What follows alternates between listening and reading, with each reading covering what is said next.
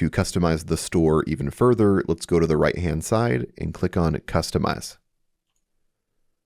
And here we are in the Shopify theme editor. The first thing I like to do here is go up to the top and switch the store into mobile view.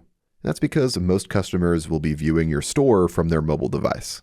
Now to make our homepage look nice and clean, let's add an image into our image banner section here.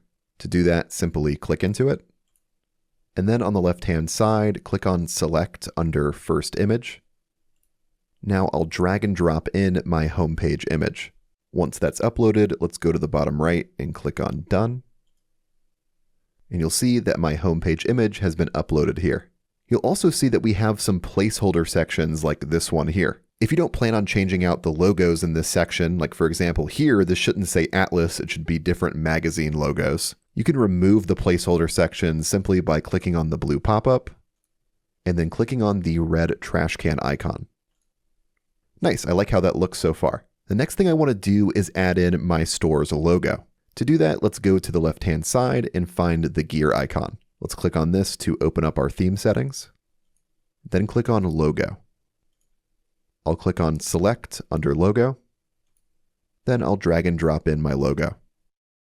Now that it's uploaded, I'll go to the bottom right and click on Done.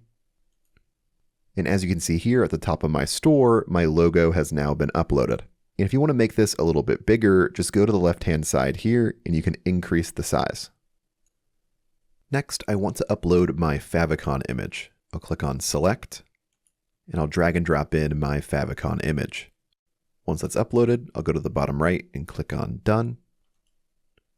And if you don't know what a favicon image is, it's simply a little icon that appears in your customer's browser, just like Shopify's favicon here. And with both our logo and favicon uploaded, it's going to make our dropshipping store look nice, cohesive, branded, and professional. To save our changes so far, let's go to the top right and click on Save.